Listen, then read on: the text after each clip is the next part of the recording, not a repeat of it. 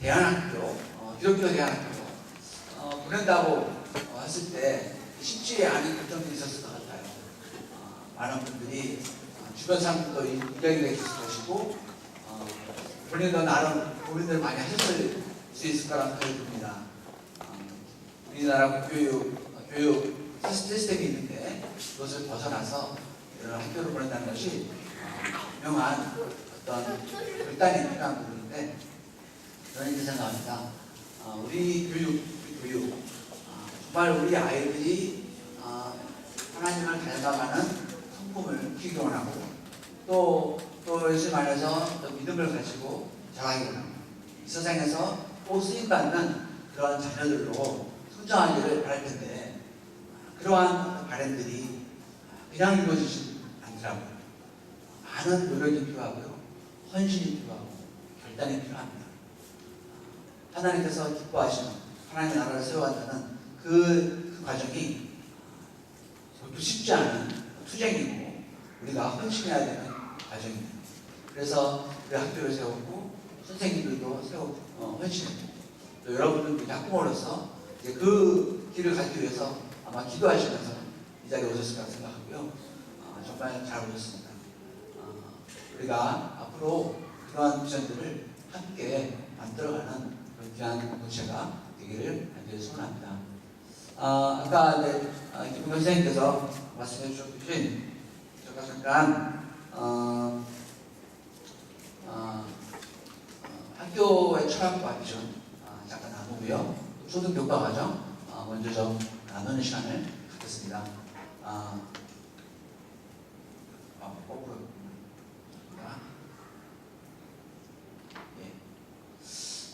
우리 학교는 다 같이 한번 읽어볼까요? 한 목소리로 시작. 하나님이 맡기신 우리의 자녀들이 그리스도의 품성을 닮아 사회와 교회 속에서 하나님의 목적을 섬기는 다음 세대의 리더로 가는 것입니다. 저희들은 교육의 목적은 하나예요. 하나님께서 귀한 생명들을 우리에게 맡겨주셨는데 맡겼다는 것은 우리의 소유가 아니라는 것이겠죠. 분명히 맡긴 주권자가 있고 우리는 그 사명을 받은 자예요. 부모로서, 교사로서. 그래서 하나님께서 맡기신 우리 자녀들이 그리스도의 품성을 닮아서 하나님의 품성, 예수 그리스도의 품성을 닮아서 사회와 교회 속에서 하나님의 목적을 섬기는 다음 세대입니다. 하나님의 목적, 저희들은 하나님의 목적이 참 중요합니다. 우리 아이들은 이 땅에 있는 것이 그냥 우연히 태어난 것이 아니고 하나님의 뜻과 계획과 목적 가운데서 이 땅에 보내졌다. 그 목적이 무엇이, 하나님의 목적이 무엇이냐라고 봤을 때 저희들은 크게 봤을 때 하나님의 나라예요. 하나님의 사랑과 또 그 거룩함으로 다스려지는 하나님의 나라. 그 하나님의 나라가 이 땅에서 온전히 세워지는 것이 하나님의 목적입니다. 그래서 그 목적을 바라보면서 여러 가지의 모양으로 우리 아이들은, 우리 자녀들은 하나님의 나라를 세워갈 것입니다. 하지만 궁극적인 목적은 하나님의 나라다. 하나님의 나라를 세우기 위해서 그 사회와 교회 속에서 섬기는 거예요. 다양한 방법으로 섬길 수 있는 우리 다음 세대를 키우는 것. 그것이 우리의 큰 교육 목적이라고 볼 수 있습니다. 그렇게 하기 위해서는 우리 아이들이 먼저 예수님과 살아있는 관계가 되야 되는 거죠. 예수님을 사랑하고 본받는 제자가 되는 것이고 또 그 관계 속에서 하나님의 목적을 나를 통한 하나님의 목적 어떠한 모양으로 나를 통해서 역사하실 수 있을까, 역사하실까 그것에 대한 어떤 확신을 붙잡는 것이죠. 자신의 사명을 붙잡는 것이고 하나님 나를 향한 하나님의 목적을 붙잡는 것이죠. 그렇게 돼서 그렇게 하기 위해서는 우리 21세기에서 필요한 영향들이 분명히 있다. 저희들은 그렇게 믿고 그 5가지 핵심 영향들을 키워나가야 합니다. 5가지 핵심 영향들은 이거예요. 영성, 통합적, 전문성, 섬기는 리더십, 국제능력, 자기주도. 여러 가지가 있을 수 있지만은 우리 사회에서 21세기 살아가는 우리 아이들이 정말 이런 것들은 꼭 갖춰지고 갖춰질 때에 하나님의 목적을 위해서 온전히 쓰임받을 수 있는 우리 다음 세대가 될 수 있다라고 확신하고 이 5가지 핵심 영향들을 위해서 우리 커리큘럼을 짜고 또 프로그램을 짜고 모든 것을 진행하고 있습니다. 또 잠깐만 이렇게 자세히 보면요. 영성, 예수 그리스도로 인한 구원의 확신으로 하나님과 살아있는 관계가 형성되고 하나님의 목적을 바로 알며 각자의 소명을 발견하는 겁니다. 목소리라는 것은 하나님의 자녀가 먼저 되는 것이죠. 그래서 구원의 확신이 있는 것이고 그 구원의 확신으로 말미암아 하나님과 살아있는 관계가 형성이 되는 거죠. 날마다 교제할 수 있고 말씀을 묵상하고 말씀을 순종하고 교제하며 그 사랑의 깊이로 들어가는 것입니다. 그래서 그 안에서 하나님께서 나를 향한 하나님의 목적이 무엇인지를 바로 알고 그것이 우리의 소명이 되는 것이죠. 그래서 나의 소명을 붙잡고 나아가는 것. 그것이 진정한 영성이다. 그렇게 보고 있고요. 통합적 전문성 언어인데 소명적 역할을 위한 전문성을 키워가는 동시에 다른 사람의 능력과 전문성의 가치를 이해하고 융합하여 새로운 가치를 창조할 수 있는 능력 이렇게 되어 있어요. 지금 우리 이 시대에는 우리 시대를 사회적으로 이렇게 보면은 힘으로 주도하는 시대가 있었을 것이고 그러면서 산업화되면서 지식이 지배하는 시대가 있었죠. 이제는 지식이 힘이 되지만 그걸 뛰어넘어서 오히려 지식을 활용하는 능력이 더욱 요구되는 시대입니다. 우리가 4차 산업혁명을 이야기하는데 그러한 어떤 환경 속에서 지식은 뭐 컴퓨터나 스마트폰을 통해서 얼마든지 어마어마한 지식을 우리는 받을 수 있어요. 그 안에서 우리가 무엇이 필요하냐? 여러 가지 능력들, 여러 가지 지식들 이런 것들을 같이 통합해서 융합하고 또 새로운 아이디어를 만들어내고 어떤 이 시대에 필요한 것들을 만들어낼 수 있는 그러한 통합적 전문성이 꼭 필요하다. 그래서 각자의 전문성도 키워나가고 또 이제는 더 나아가서 이런 시대적인 흐름 속에서 더 쓰임받을 수 있는 그러한 어떤 전문성을 우리가 준비하는 것이 좀 필요하다고 생각했고요.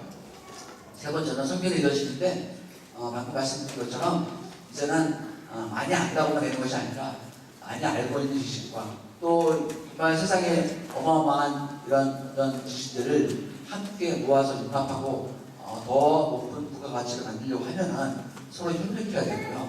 서로 협력해서 어떤 더 큰 어떤 가치를 만들려고 하면은 분명히 진정한 성경 리더십이 필요하다.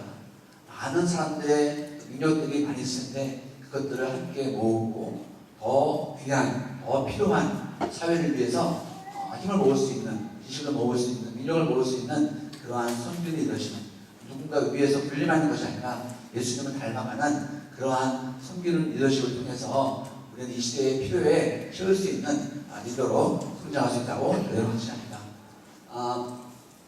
네 번째로는 국제 리더인데요. 크리스천 리더로서 국제와 사회 속에서 공감하고 소통하기 위한 필수 언어를 습득하고 문화를 이해하며 글로벌 네트워크를 형성할 수 있는 능력이 되어 있어요. 지금 우리 사회는 지극히 지구촌에 있죠. 그래서 우리는 점점 우리나라에만 제한되는 것이 아니라 이제 국제 시민으로서의 인식이 필요하고 국제 시민으로서의 능력이 또한 필요합니다.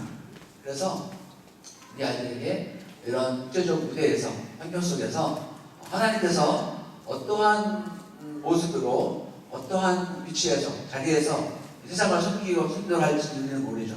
하지만 우리는 우리 미래를 위해서 우리가 지금 준비하고 우리의 활동 영역을 넓혀서 어디에 있는지 간에 우리가 공감하고 소통할 수 있는 능력. 그래서 그곳에 지금 우리가 영어에 좀 많이 집중하고 있는데 언어를 습득하고 또 영어를 쓰는 그 문화들을 온전히 이해하고 그래서 글로벌 네트워크가 형성할 수 있는 그런 능력들이 꼭 필요하다.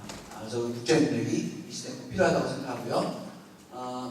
다섯 번째로 마지막으로 자기주도력이 있습니다. 배움의 즐거움과 성취의 기쁨을 체험하여 능동적으로 학습인하고 삶의 모든 문제를 주도적으로 해결할 수 있는 능력이 있어요.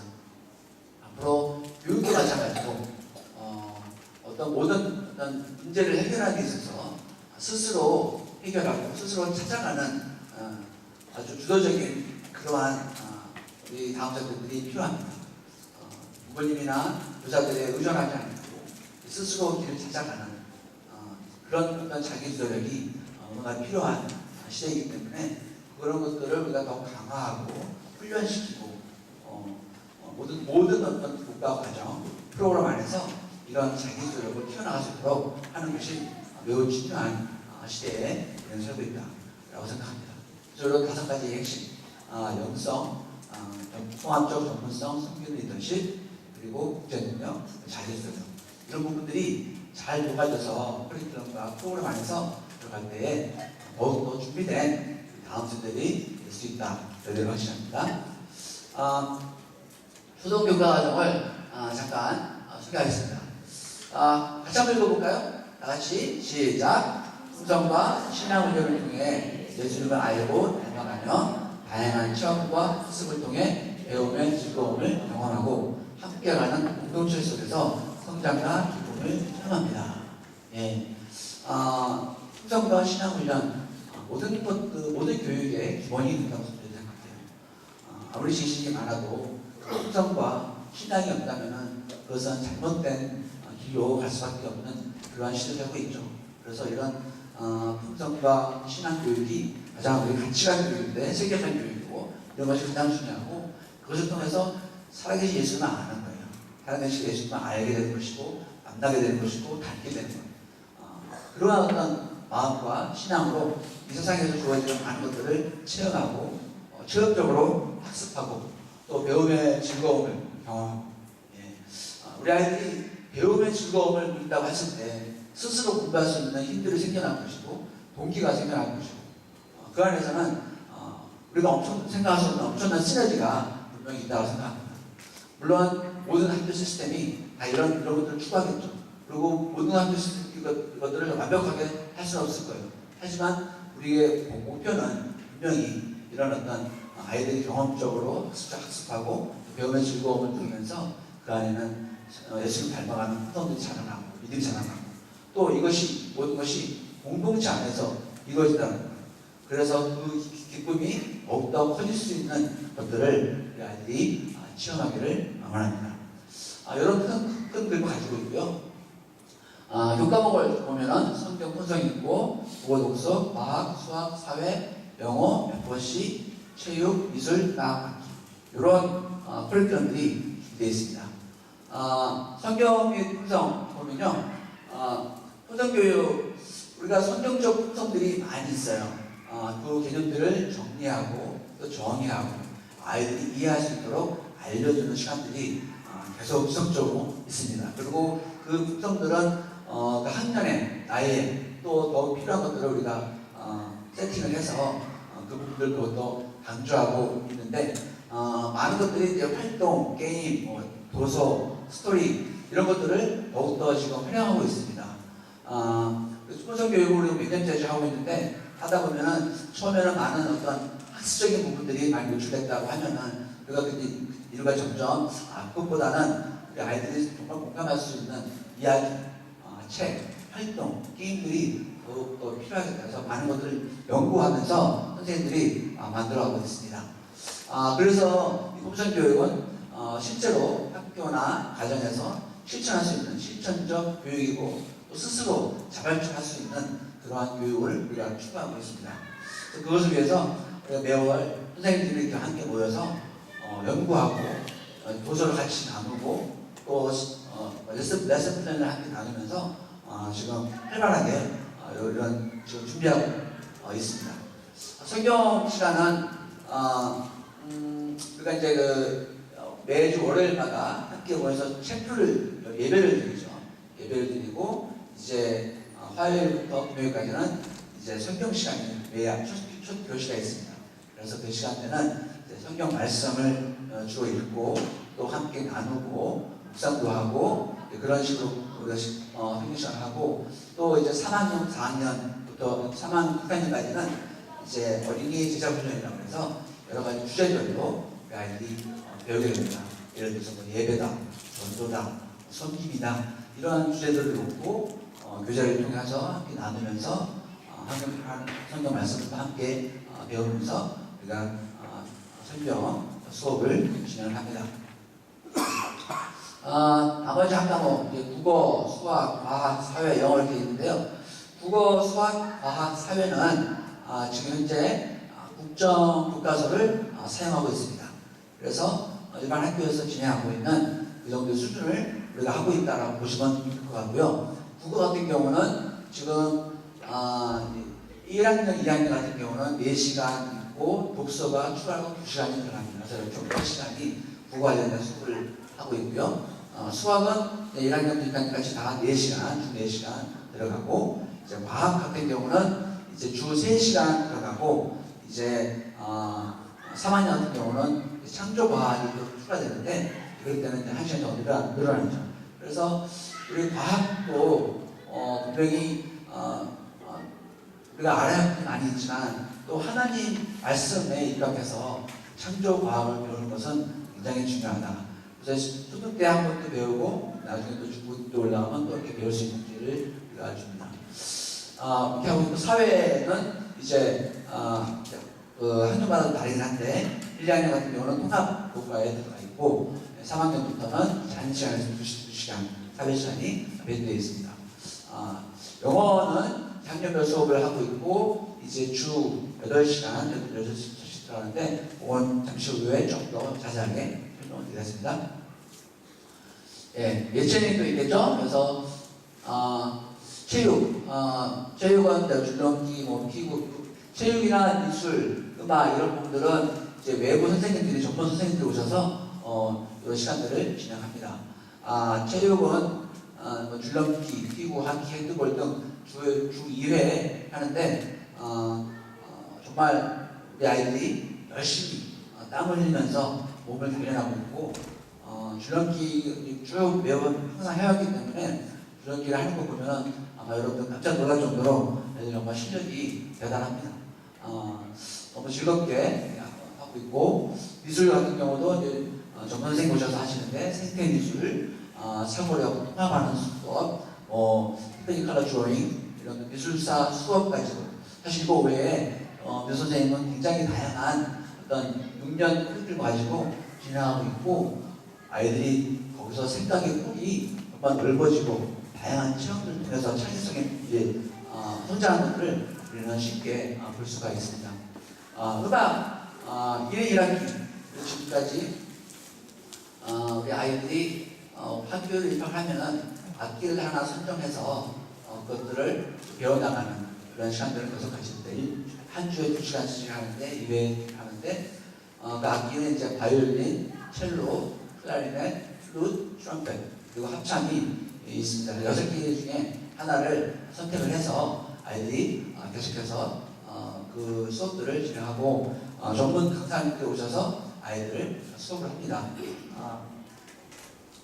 우리가 이제 이 부분을 이제 조금 내년부터 변동점이 있는 것이, 1학년 같은 경우는 이제 악기 수업을 우리가 1년이라도 좀 주셨으면 좋겠다. 그렇게 좀 학교에서 결정을 했어요. 1학년부터 악기 해도 좋긴 한데, 오히려 1학년 때는 여러 가지 동요도 배워야 되고, 음악적인 노출이 좀 다양한 노출이 있으면 좋겠다 라고 생각했고, 악기 수업을 1년 쉰다고 해도 큰 문제가 되고 있지는 않겠다 라고 생각해서, 이번에 입학하는 이제 1학년 학생들은 악기 수업은 안 하고 전체적인 1학년 음악 수업을 진행을 하면서 다양한 음악들을 배우게 될 것이고, 2학년부터 악기 수업을 진행하도록 하겠습니다. 그리고요, FC 수업은 하나님의 목적을 발견할 수 있는 커리큘럼이다. 물론 이것이 커리큘럼으로 되는 것은 아니지만, 커리큘럼을 통해서 어떤 하나님의 디자인을 배우고, 나와 세상에 대해서 배우고, 또 나의 진학과 진로에 대해서 고민할 수 있는 시간이 될 텐데, 잠시 후에 좀 더 깊이 있게 설명을 드리겠습니다. 영어 교과과정, 국제화 시스템에서 영어의 필요성은 아마 여러분 다 공감을 하실 것이고, 정말 꼭 필요한 부분이 아닌가 생각이 듭니다. 그래서 저희 학교에서도 아까 국제 능력에서도 말씀을 드렸듯이 세계 시민 의식을 갖고 어떤 책임을 느끼면서 그 시민 어떤 책임 공감하는 그런 차원으로 우리가 준비하기 위해서는 영어 수업을 진행하는데, 1학년부터 영어 수업을 진행합니다. 그래서 소통을 위한 목적이고, 우리가 원어민처럼 하는 것을 목적으로 하지는 않습니다.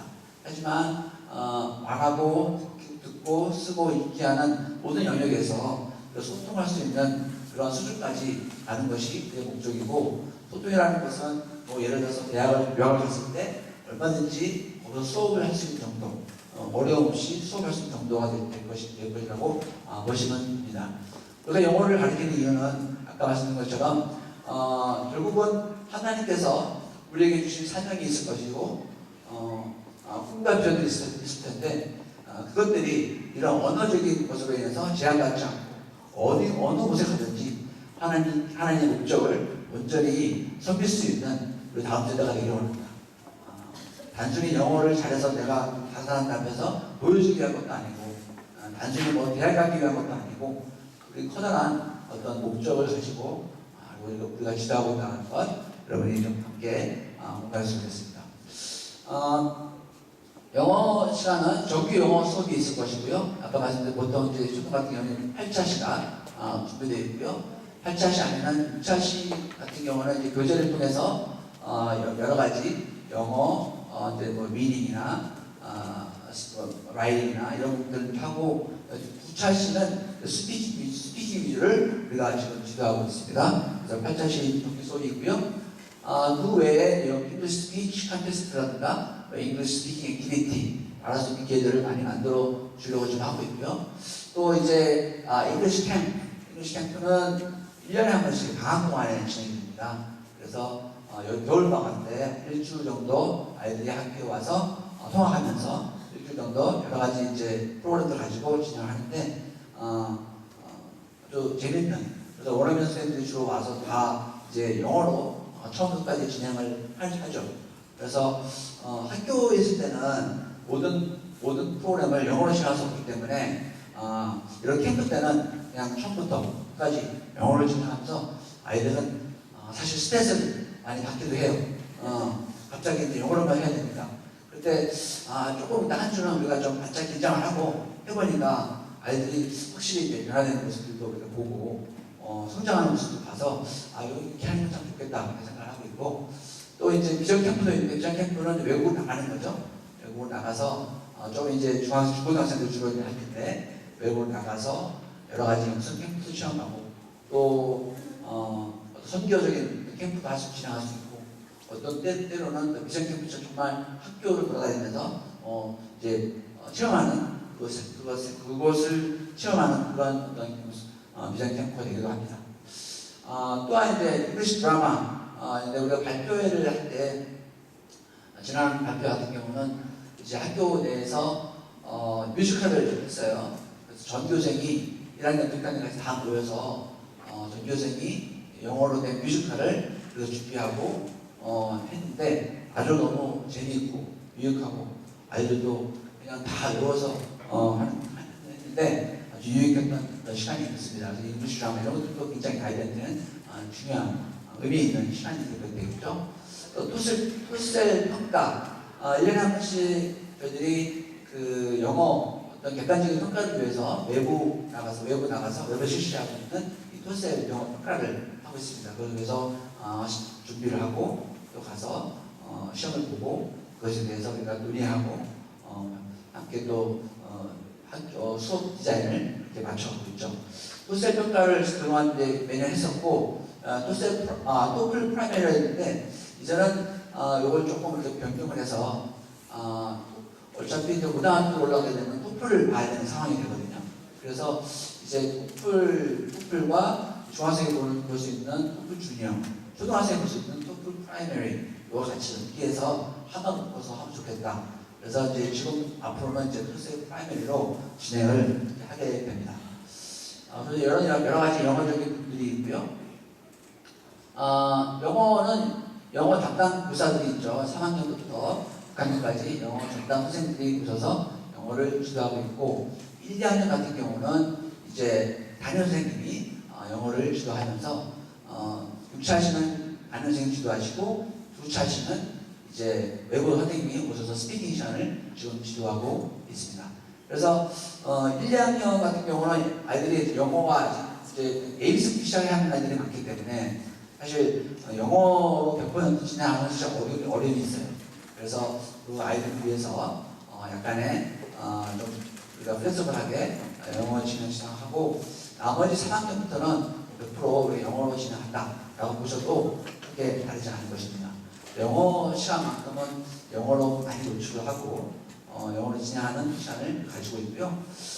특별히 교재 관련해서 교재는 이제 지금 현재 쓰고 있는 교재는 맥그로-히어에서 나온 원더스라는 교재를 사용하고 있어요. 미국 학생들을 위한 교재죠. 카모코라는 아주 그 핵심 내용들이 담겨져 있는 그러한 영어 교재인데 우리 아이들은 사실 이제 그 4학년 교재를 하기가 어렵고요. 3학년 같은 경우는 1학년, 2학년 수준을 하고 있고 이제 1년이나 2년 정도를 낮춰서 교재를 하고 있어요. 교재가 쉽지는 않고 하지만 아주 잘 짜여진 교재예요. 그래서 주로 이제 리딩을 베이스로 좀 많이 하는데 그 안에서는 이제 그 랭귀지 아트 부분들, 문학적인 부분들도 함께 아이들이 배워가고 여러 가지 비교 지식들을 쌓아가고 또 리딩, 보캐블러리 이런 부분들 다 다양하게 다룰 수 있는 교재입니다.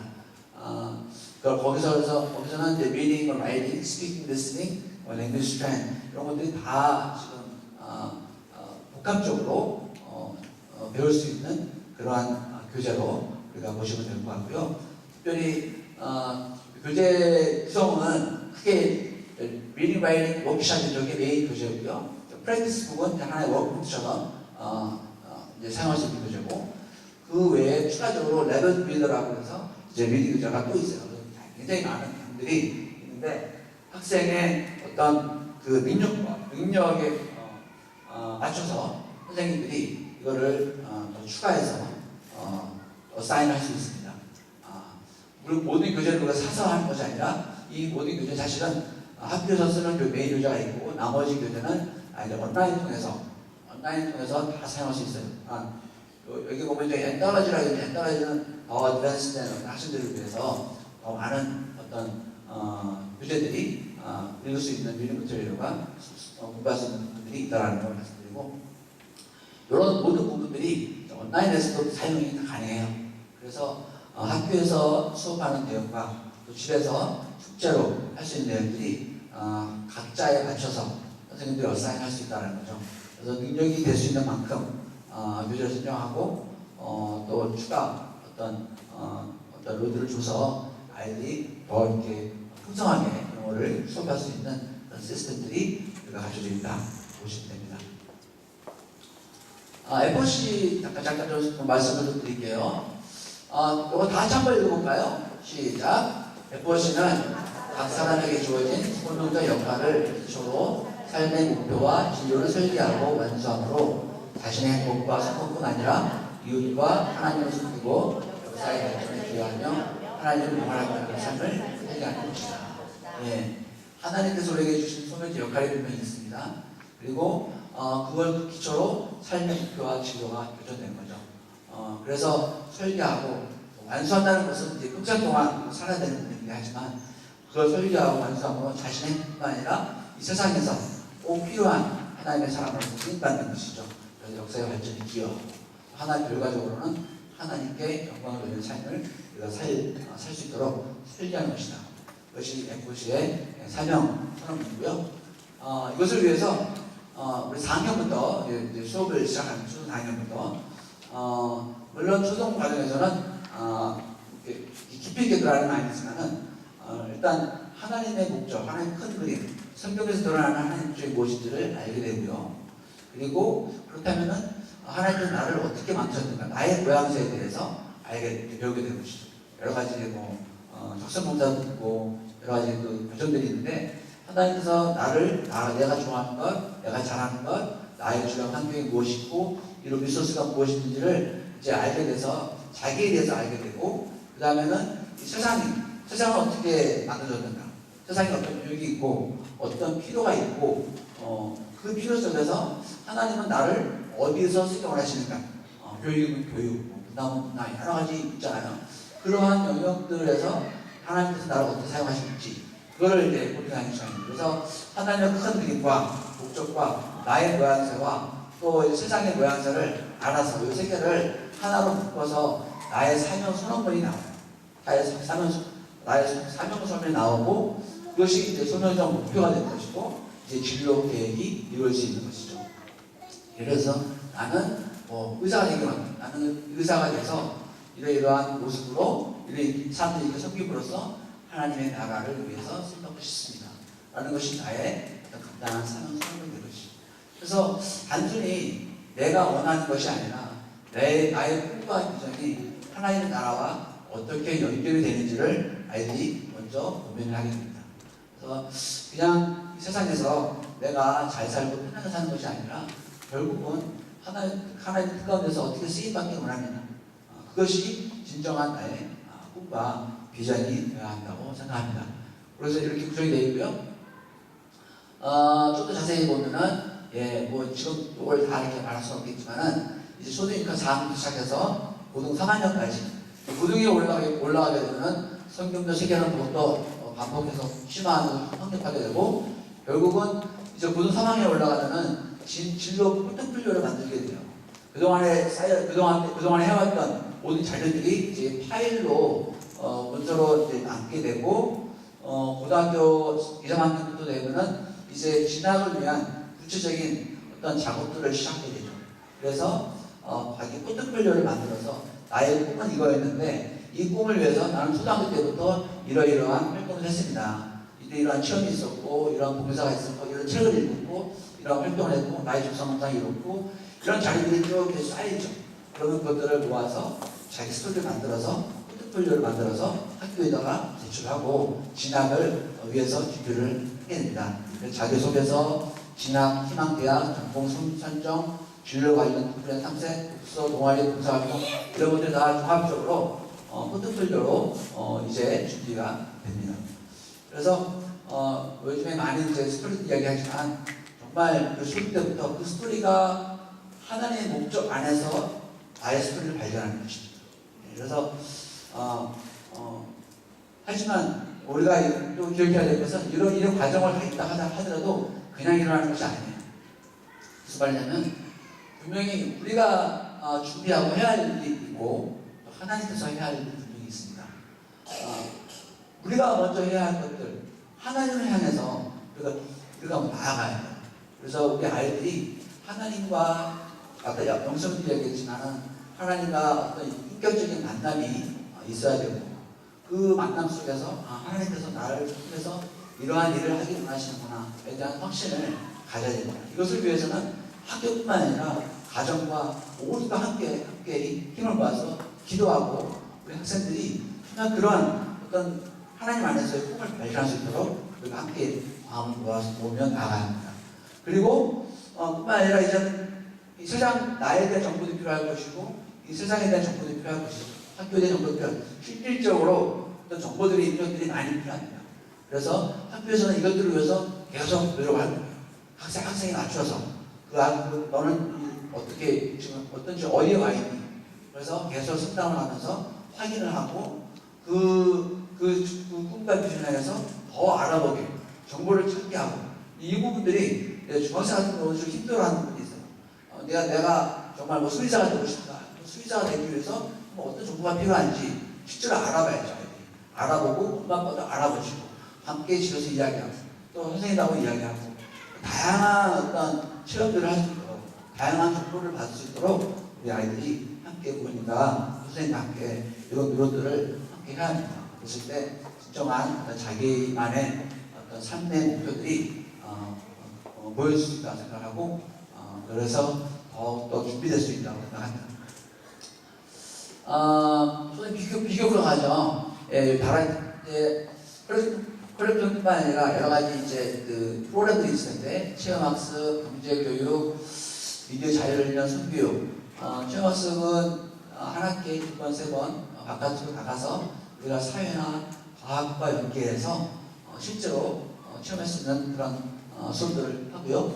경제교육은 4학년 같은 경우 4학년 때 주로 하는데 크리스천으로서 교육교인으로서 경제에 대한 올바른 인식을 배우고 인식 가지고 또 그것들을 위해서 그걸 통해서 어떻게 사용할 수 있을까 이런 건전한 이런 돈에 대한 교육을 우리가 받게 되죠. 더 나아서 이제 미디어 자유는 뭐 컴퓨터나 스마트폰 너무나도 일상화된 부분인데 이것들이 정말 자칫 잘못하면은 아이들한테 해가 될 수 있기 때문에 이러한 이것을 잘 통제하고 이것을 올바로 사용할 수 있는 그런 미디어 관련된 훈련들, 교육을 실시합니다. 물론 선교육도 실시하고요. 멘토멘티 활동이 있는데 멘토멘티 활동은 초등학생들 같은 경우는 이제 저학년과 고학년 짝을 맺어줘서 멘토가 멘티에게 관심을 보여주고 또 같이 이야기해주고 같이 놀아주고 같이 점심 먹고 뭐 이런 활동들을 계속 같이 놀기도 하고 이런 활동들을 이렇게 또 진행합니다. 그래서 아이들이 전체적으로 하나의 공동체가 되어가고 또 후배를 섬길 수 있는 훈련, 또 선배를 또 이렇게 믿고 따라갈 수 있는 이런 훈련들을 계속 하고 있고요. 영성캠프 연합대회, 영성캠프 저희들이 이제 한 달에 한 번씩 연합대회를 하고 저녁에 그래서 우리 학생들과 학부모 또 교사들 함께 모여서 뜨거운 예배를 드리면서 좀 하나님의 베풀어 있는 시간을 가지고 있고요. 영성캠프 같은 경우도 이제 학기 시작할 때 한 번 하기도 하고 또 유치원 같은 경우, 중고등 같은 경우에는 학기 중간에도 한 번 하면서 하나에 앉아서 다시 한번 하나 될 수 있는 그런 시간들을 계속 가집니다. 다양한 그런 활동들이 있고 또 발표가 있습니다. 네. 이렇게 해서 제가 이제 초등 학교의 이제, 전반적인 철학과 또 초등 교과정을 제가 좀 소개를 드렸고요. 이 시간에 우리 초등 학생 정원유 학생 어머니 나오셔서 지금 2학년 원유가 2학년인데 한 1년, 2년씩 보내시면서 그것들을 잠깐 여러분과 나누는 시간을 갖겠습니다. 정원유 학생 어머니 나오실 때 우리 큰 박수로 보내주시죠.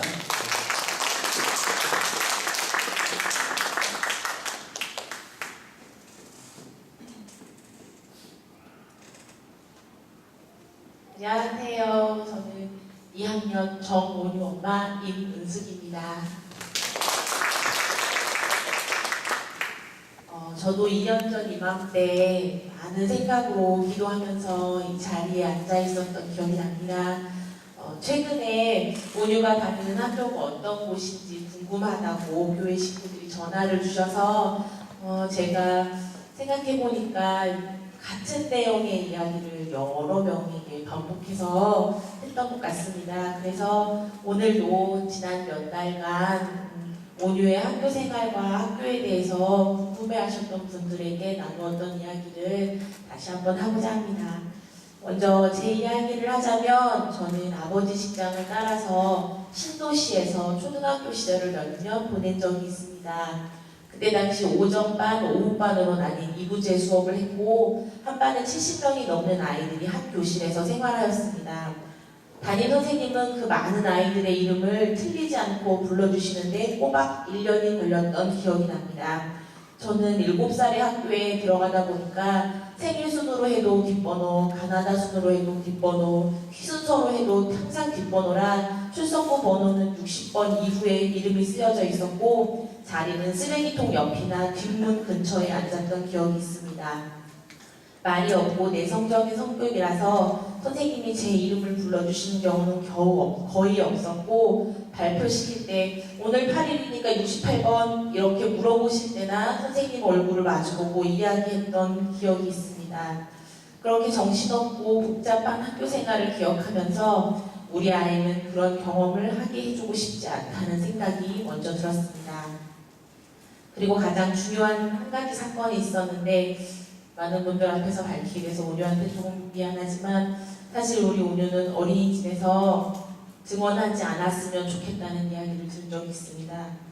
아주 어릴 때긴 하지만 제가 너무 지쳐서 아파트 단지 안에 새로운 어린이집이 개원한다는 소식을 듣고 아이를 조금 떼놓고 싶은 마음에 혼자서 교회에 예배드리고 훈련받고 싶어서 아이 상태는 생각하지 않고 제가 살고 싶어서 아이를 어린이집에 내려놓고 혼자 나왔었습니다. 문이 닫힘과 동시에 우는 아이를 선생님께서 잘 돌봐주시겠지 하는 마음으로 맡기고 짧지만 저 혼자만의 시간을 보냈습니다.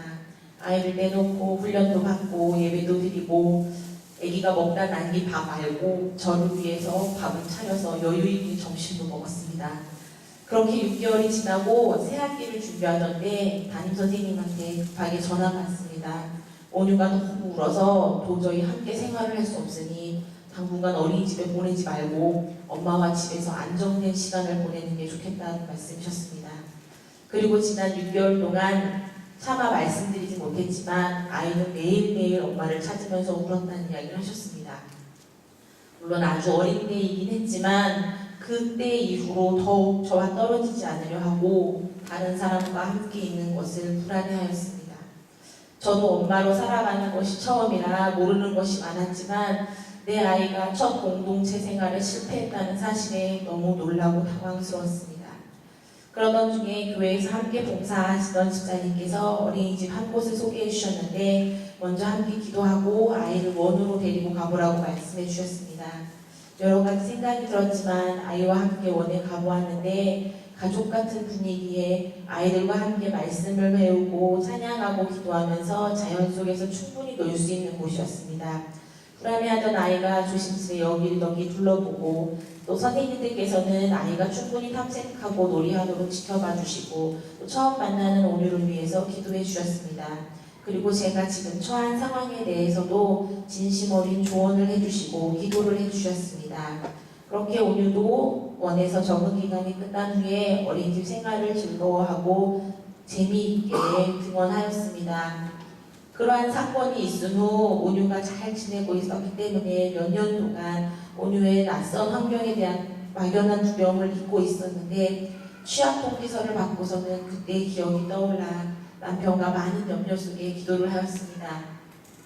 새로운 환경을 두려워하는 아이의 성향을 잘 알기 때문에 집에서 가까운 배정받은 학교에 보내는 것이 마음에 놓이지 않았습니다. 또한 매일매일 말씀을 가까이 하면서 지내온 생활을 학교에 들어가서 지속할 수 있을지도 걱정이 되었습니다. 그리고 주변에 믿지 않는 사람들과 함께 생활하게 될 아이의 상황도 염려가 되었습니다. 그러던 중 온유 친구 엄마의 소개로 글로벌 리더스 기독학교에 대하여 알게 되었습니다. 교장 선생님과 면담 약속을 했다는 말을 듣고 너무 놀랐습니다. 아직 입학도 안 한 학부모를 교장 선생님께서 직접 만나셔서 상담을 하신다니 교장실에서 학교에 대하여 설명을 듣고 질문에 차분히 대답을 해주시는 모습을 보고 학생들을 향한 학교와 선생님들의 열정과 사랑이 느껴졌습니다. 그리고 입학 전에 아빠와 함께 와서 다시 상담을 하자는 말씀에 더욱 놀랐습니다. 아이의 교육은 아빠가 무관심할수록 아이가 잘 된다는 농담을 들은 터라 아버지의 참여를 권유하는 학교의 모습이 너무 좋았습니다. 상담을 마치고 밖을 나가는데 키가 큰 남학생 몇 명이 처음 보는 저를 보고도 안녕하세요 하고 먼저 인사를 하는 모습은 더욱 놀랐습니다. 요즘 세상에 단정하게 교복을 입고 다니는 아이들도 보기가 힘든데 처음 보는 낯선 어른에게 먼저 인사를 건네는 모습을 보고 학교에 대하여 더욱 깊이 생각하게 되었습니다. 그날 저녁 남편에게 이야기를 하는데 남편도 그날 신방 갔다가 충격적인 이야기를 들었다면서 한숨을 쉬었습니다. 저희 아이 또래의 자녀를 양육하는 여집사님께서 학부모 모임이 있어서 다녀오셨는데 학교와 푸푸집에서 아침부터 아이들이 올 때까지 모임이 이어져서 너무너무 괴로웠다고 이야기를 하셨다고 합니다. 학부모 모임에 적극적으로 참여하면 자신의 아이가 다른 친구들과 친해지기 쉬울까 해서 너무 불편한 자리였지만 참고 앉아 있었는데 예수 믿는다고 하는 엄마가 아이를 학교 보내놓고 호프집에서 술 마시는 자리에 앉아 있는 것이 너무 괴롭고 아이에게도 미안했다는 이야기였습니다. 남편은 그 이야기를 전하면서 교장 선생님과의 상담에 자신도 참석해서 학교에 대해서 자세히 알고 싶다고 하였습니다. 그날 이후 저희는 마음을 정하고 하나님께 기도하였습니다. 우리 온유에게 좋은 환경 주시기를 부모인 우리보다 온유를 만드신 하나님께서 우리 온유를 더 잘 아시니 온유에게 필요한 곳으로 인도해달라고 기도했습니다. 남편과 함께 교장 선생님과 상담을 하고 학교에 대한 기대와 또 감사에 대해서 이야기를 하게 되었습니다. 온유가 다닌 어린이집처럼 자연 속에서 생활할 수 있고 또 적은 인원이 가족 같은 분위기에서 학교 생활을 할 수 있는 것, 또 가장 중요한 것은 한 주의 시작을 함께 예배드리고 말씀을 배운다는 것이 너무나 감사하고 기대가 되었습니다. 일주일에 주일 1시간 교회에 와서 예배드리는 것으로 자신의 신앙을 지켜가는 것이 힘든 요즘 학교에서 함께 말씀을 배우고 찬양하고 기도한다는 것이 너무 좋았습니다. 저는 담임 선생님이 1년 동안 제 이름을 한번 부를까 말까 학창시절을 보냈지만 우리 오유는 너무 좋으신 선생님들께서 담임 선생님뿐만이 아니라 교장 선생님, 다른 학년의 선생님, 또 간사님들, 차량 선생님까지 아이의 이름을 불러주시고 관심을 가져주시는 모습이 너무 감사했습니다. 중고등학교 언니 오빠들과 함께 차량을 이용해서 통학하는데 언니 오빠들이 이름도 알고 학교에서 만나면 같이 인사도 하고 또 비가 오거나 무거운 물건을 들고 갈 일이 있으면 도와줘서 너무 고마웠다는 이야기를 아이를 통해서 듣고 놀라기도 하고 감사하기도 하였습니다. 한 사람 한 사람 귀하게 여기고 사랑해주고 섬겨주는 글로벌 리더스 기독학교에 우리 오뉴가 다니고 있다는 것이 시간이 지날수록 더 감사하고 또 오뉴에게 본을 보이시는 선생님들과 언니 오빠들을 만날 수 있는 것이 감사했습니다. 한 달에 한 번 학부모들과 학생들이 함께 예배드리고 기도하고 또 화목다 세미나를 통해서 많은 도전을 받을 수 있는 것들도 감사했습니다. 남편과 저는 하나님께서 주신 비전을 학창시절에 깨닫지 못해 오랜 시간 방황하였습니다. 어머니 혼자서 힘겹게 신앙생활하는 가정에서 태어나 어린 시절 교회에 다니지 못하고 초등학생이 되어서야 교회에 출석해서 예배를 드리는 환경 속에 자랐습니다. 하나님이 주신 비전을 찾기보다는 친척들의 핍박을 견뎌가며 주일학교 예배에 겨우겨우 참석하는 것조차 어려운 상황이었습니다. 그런 저희 두 사람을 하나님께서는 만나주시고 하나님이 기뻐하시는 일이 무엇인지 깨닫고 순종하게 하셨습니다. 그 긴 여정을 경험한 저희 부부는 저희의 자녀들은 저희처럼 방황하고 어려움 당하지 않고 하나님이 주신 비전을 발견하여 즉시 순종하기를 기도했습니다. 교장 선생님께서 말씀하신 FOC에 대하여 듣고 학교에서 함께 기도하고 배우며 자신의 진로를 하나님이 주신 비전을 발견하는 데 초점을 맞춘다는 것이 학창시절에 좋은 경험을 할 수 있는 기회라는 생각이 들었습니다. 아이를 학교에 보낸 대다수의 부모들의 대화 내용은 어느 학원을 보내야 될지, 영어는 어떻게 해야 될지, 학원비는 얼마인지 라는 내용들을 하는데 우리 글로벌 리더스 기독학교의 학부모 모임은 함께 기도하고 서로 섬겨주고 감사를 나누는 시간이 되는 것으로 너무나 감사했습니다. 2년 전 제가 했던 고민들과 같은 고민을 하고 계신다면 먼저 경험한 제 나눔을 통해서 아이의 학교를 또 학교 생활이 기대가 되신다면 우리의 주인 되신 하나님을 인정하며 기도하시기를 부탁드립니다. 부모인 나보다 우리 아이를 더 잘 아시는 하나님께서 예비하신 곳에서 아이를 양육하고 교육할 수 있도록 기도로 준비할 때 우리가 생각한 것보다 더욱 좋은 것을 주시는 우리 하나님을 의지하시길 부탁드립니다. 글로벌 리더스 기독학교의 주인 되신 하나님께서 우리 아이들의 주인이 되시며 우리 아이들을 날마다 인도하심에 감사드립니다.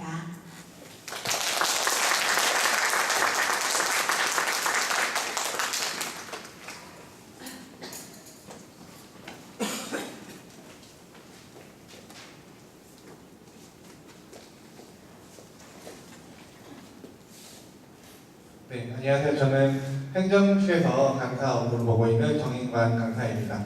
행정사항 안내를 위해서 잠시 나왔습니다. 네, 먼저 우리 어머니 간증 너무 감사합니다. 저희 학교 그렇게 좋은 학교인지 저는 다시 깨달았어요.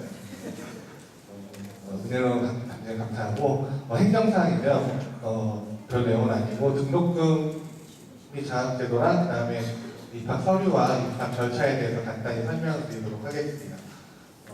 일단 초등학교 과정인데요. 초등학생 학부모들 한번 들어주시겠어요?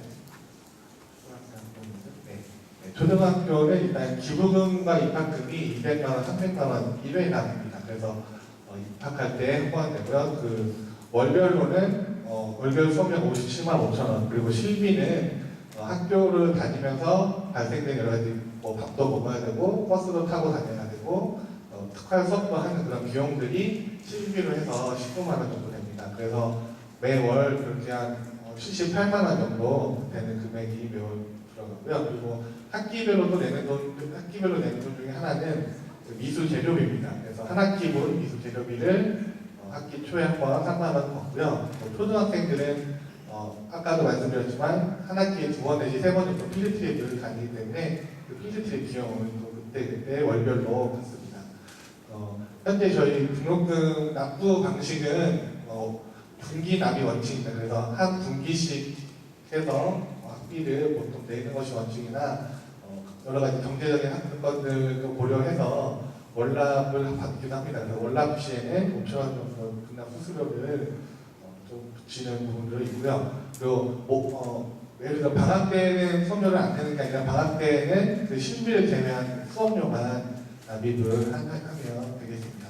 그래서 이 등록금에 관한 거와 또 환불에 관한 규정들이 또 있는데요. 그것도 이따가 입학 서류 부분에서 다시 한번 자세히 말씀드리겠습니다.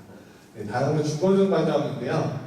중고등 과정 한번 중고등학교 학부모님들 혹시 보셨나요? 네, 많이 안 되시는 것 같은데 중고등 그 기부금이 100만 원 더 들어가서 300만 원이고요. 그리고 월별 수업료는 70만 원. 실비가 1만 원 차이 나는 거는 식비가 조금 차이가 납니다. 그 중고등 아이들 많이 먹기 때문에 그렇습니다. 그래서 월에 한 90만 원 정도 되고 다른 부분은 다 동일합니다. 초등학교 6학년에서 중학교로 올라가는 경우에 그때 한 번에 한해서는 기부금 차액이 100만 원 추가적으로 납부를 하면 되겠습니다. 다음은 장학금에 대해서 좀 설명을 드릴 텐데요. 형제 장학금은 이제 둘째 자녀를 두 분이나 또 세 분 보내시는 경우에 형제 장학금이라고 해서 이제 둘째 자녀에게 기부금과 수업료의 일부 금액을 좀 감면을 해드립니다. 그래서 그 부분들은 원서 접수하시면서 저 말고 다른 여자 강사님이 재정 담당하고 계시거든요. 그분에게 물어보시면 친절하게 설명해 주십니다. 그리고 복지장학금은 경제적인 여건이나 여러 가지가 좀 어려우신 가정 같은 경우는 복지장학금을 신청하실 수 있고요. 이 경우에는 행정실에 좀 미리 얘기하셔서 장학금 신청서를 작성해서 원서를 대출할 때 같이 제출해 주시면 그 상기한 후에 추후에 장학금 여부에 대해서 알려드릴 겁니다. 그에 보시는 장학금들이 보시는 바와 같고요. 또 다른 궁금한 것들은 나중에 학교로 연락할 수 있는 통로는 전화뿐만 아니라 되게 많이 있거든요. 그 홈페이지에 들어가시면 카카오톡이나 네이버 톡톡으로도 언제든지 문의 주실 수 있으니까요. 이런 부분들은 개인적으로 또 문의 주시면 바로바로 응답 드리도록 하겠습니다. 네, 그다음 입학 절차인데요. 오늘 들어오셔서 서류를 하나씩 그 파일 하나씩 받으셨을 거예요.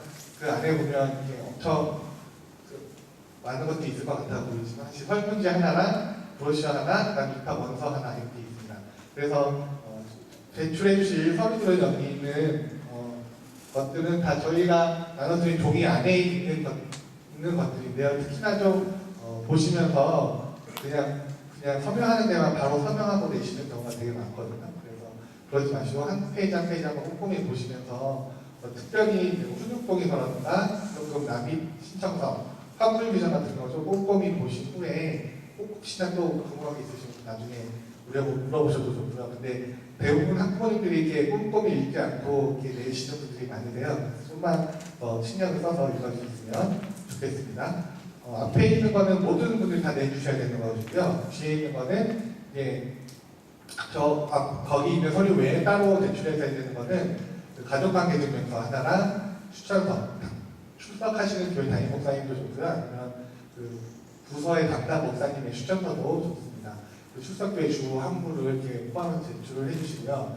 신입생 같은 경우에는 예방접종 확인서, 그 다음에 중학생 이상, 중고등학생 같은 경우는 뒷부분에 보면 자기소개서, 학생이 직접 쓰는 자기소개서 부분이 있어요. 그 부분은 학생이 작성을 해야 되는 부분들이니까 특별히 신경을 써서 또 전해주시면 좋겠습니다. 그 자기소개서는 나중에 면접 볼 때는 학생을 파악할 때 그 중요한 자료이기 때문에 꼭 확인을 해주시고요.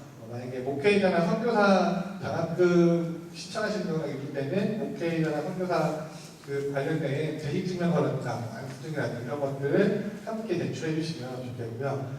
그 편입생들 같은 경우는 생활기록부 사본을 꼭 입학 원서를 낼 때는 아니더라도 나중에 면접 볼 때 면접 볼 때라도 사용기록부 사본을 제출해 주시면 좋겠습니다. 그래서 이 학생이 어떻게 공부를 했었는지 그런 것에 대한 좀 정보를 또 알 기념이니까요. 잘 기억해 주셨다가 나중에 원서 제출하실 때 꼭 내주셨으면 좋겠습니다. 그래서 입학 절차는 이제 다음 주부터 원서 접수를 시작해서요.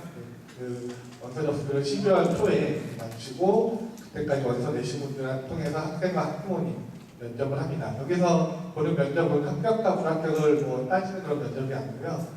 학생도 어떠한 수준인지 또 학부모님도 어떠한 생각을 갖고 계신지 이런 것들을 면접받는 시간입니다. 그리고 면접이 끝난 후에 합격자 발표를 하고 등록을 하는데요. 등록할 때는 일단 입학금만 먼저 입금을 해주시면 등록 절차가 준비가 완료가 됩니다. 그래서 먼저 입학금이 등록하실 때 입학금을 입금해 주시고 나머지 기부금과 수업료는 2월달 오기 전까지만 납부해 주시면 되겠습니다. 그리고 2월 중순쯤에 아마 OT와 함께 다른 모든 학부모님들 모여서 또 모임이 있거든요. 그때 또 한번 오셔서 모임 가지시고 3월 4일날 재단하는 일정이 되겠습니다. 네, 이상으로 행정 안내사항을 전해드렸고요. 지금부터는 초등학생 학부모님들이 그 북부로 나가셔서 옆에 있는 미술실에서 그 각 학년 선생님들과 상담하시면 되겠고요. 중고등 교과과정 중에는 중고등 학부모님들 여기 나오셔서 잠시 휴식 시간 가진 후에 중고등 교과과정 설명을 드리도록 하겠습니다. 중고등 교과 과정의 여러분들이 이제 좀 초등학생임에도 불구하고 듣고 싶다 이런 분들은 이 자리에서 남아 계시면 되고요. 상담은 끝나고 나서 할 수 있습니다. 네, 그래서 지금 뭐 나는 초등 저학년이기 때문에 중고등 과정은 굳이 만들 필요가 없다 생각하시면은 이쪽으로 이동을 해주면 되겠습니다.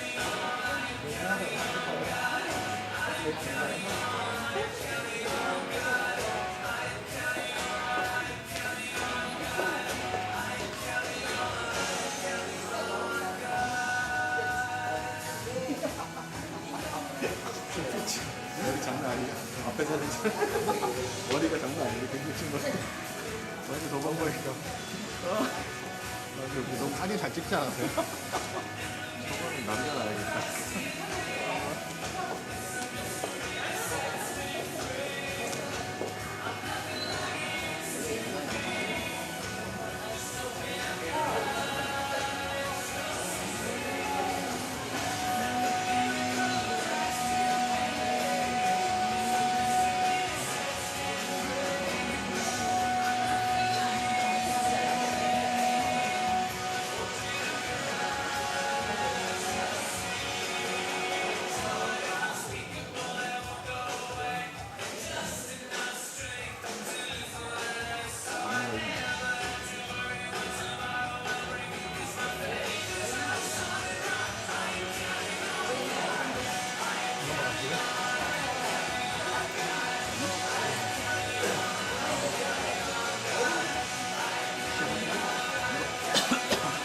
끝나면 그때 얘기하고 끝나면 그때 하고 분위기 약간 풀고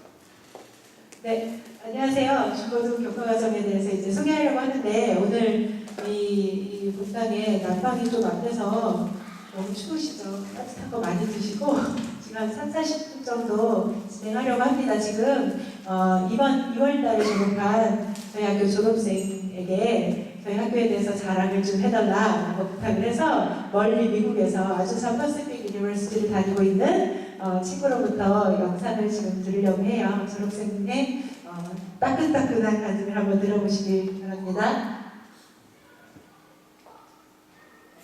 안녕하세요. GSS 졸업생 변준민이라고 합니다. 초등학교 6학년부터 GSS를 졸업하여 지금 아주사 퍼시픽 대학교에 재학 중입니다. 제가 기억하는 GSS는 자유로운 학교였던 것 같습니다. 공교육에서 받는 입시로부터의 스트레스 또는 공부에만 매여있지 않았던 것 같고 고3 원서기학교 빼고는 그 외에 대신 다른 기독교적인 가치관의 훈련 또는 FOC를 통하여 주님이 주신 소중하심을 찾아가는 자유로운 활동들이 GSS를 나타내는 큰 특징인 것 같았고 그렇게 이제 자율적으로 학교가 학생들에게 맡김으로써 학생들이 성장해 나갈 수 있었던 것 같습니다. 학업적인 측면에서는 자기주도 학습을 통해 학생이 스스로 공부를 계획하고 어떤 해나가는 과정들이 이제 학생들의 공부 습관, 이제 스스로 결정하고 해나가는 것들에 큰 도움이 됐던 것 같고 또 FOC 활동에서도 아까 말했던 것 같이 하나님의 소중하심을 중점으로 두되 이제 활동들에 있어서 학생들이 각각 개인마다 갖고 있는 차이적인 능력들을 발휘할 수 있도록 여러 활동들 그리고 계획 같은 그러한 것들이 큰 도움이 됐던 것 같습니다. 또 제 기억에 남는 거는 기독교 공동체로서의 살아남 그리고 훈련들이 큰 기억에 남습니다. 선배들이 구워주던 고기, 후배들과 같이 놀던 시간, 학교 선생님들이 진지하게 제 얘기를 들어주고 그리고 제 삶에, 제 믿음에 있어서 크게 도움을 주려고 했던 부분들이 아직도 기억에 남고 정말 감사하게 생각하고 있습니다. 그렇게 이제 기독교 학교를 다닌다는 것이 기독교 공동체에 훈련받는다는 것이 큰 축복인 것 같고요. 또 그런 상황 속에서 그리고 그런 훈련들을 받음이 저에게 지금까지도 큰 영향을 미치고 있는 것 같습니다. 이제 대학에 와서도 FOC 활동 중에서 제가 법인 사무소를 찾아다니면서 제가 여기서 잠깐 동안 일할 수 있냐고 더 경험들 해볼 수 있냐고 물어봤던 그런 경험들이 지금 여기 와서는 과 사무소를 막 각각마다 돌아다니면서 교수님들하고 얘기하고 그리고 여러 동아리 활동들 그리고 학업 외 활동들을 하는데 큰 도움 그리고 자신감을 주었던 것 같고 그리고 신학적으로도 당연히 크게 영향을 받아 지금도 기독교 대학 안에서 신학적으로 계속 훈련받고 또 성장해 나가고 있습니다. 그러면 입학 설명에 오신 학생 학부모님들 모두 환영하고요. 지금까지 졸업생 변주민이었습니다. 감사합니다.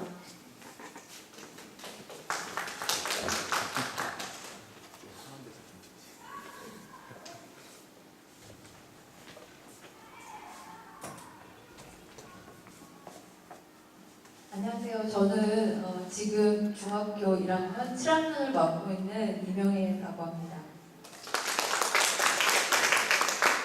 일부에서 교장 선생님께서 너무나도 훌륭하고 자세하게 초등학교 커리큘럼에 대해서 설명을 잘 해주셨는데요. 좀 지루할 수 있지만 그렇지만 조금 더 복잡하고 그렇지만 좀 다양한 중고등 커리큘럼에 대해서 설명드리고자 합니다.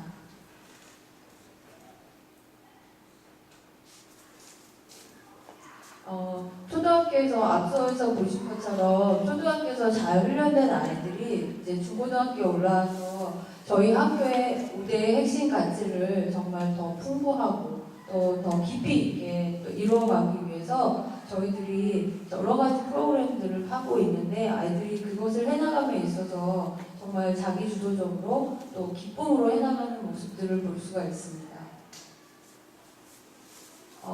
저희 중고등의 학습 목표는 기본적으로 진로 탐색, 그러니까 활발한 진로 탐색을 통해서 하나님이 개개인에게 주시는 소명이 무엇인가를 구체적으로 찾아가는 것, 또 그것을 바탕으로 해서 크리스찬으로서 하나님을 섬기는 리더로 만들기 위한 다음 단계로 나아가는데, 다시 말해서 대학을 가기 위한 진로 준비를 하는 것이 저희들의 목적입니다.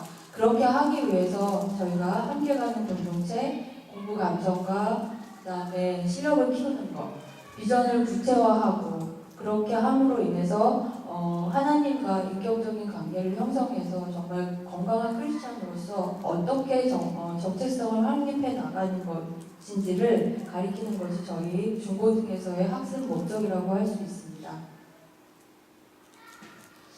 저희 중고등학 교과과정을 크게 두 가지로 나눠봤는데요. 첫 번째는 여러분들이 많이 아시는 교재를 사용해서 교과 과목, 성적을 내고 또 성적 시험을 보고 하는 교과 과정과 또 하나는 수업 시간에는 포함되어 있지만 성적을 내지 않는 비교과 과정으로 나누어 보았습니다.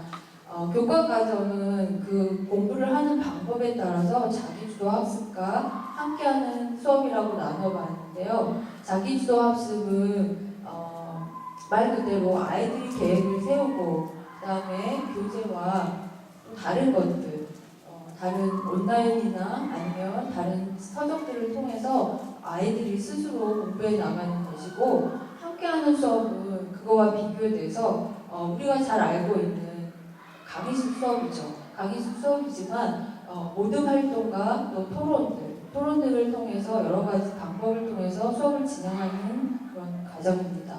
비교과 과정은 저희들이 그냥 교재로만 하는 그런 학과목 수업이 아니라 아이들이 그걸 뛰어넘어서 정말 실제적으로 자기들이 뭔가를 찾아서 할 수 있고 체험해보고 또 여러 가지 또 활동해보는 여러 가지 교과 과정을 말하고 있는데요. 이 교과 과정에 대해서 비교과 과정과 자기주도 학습에 대해서는 잠시 후에 양대승 선생님께서 더 구체적으로 자세하게 설명해 주실 것입니다.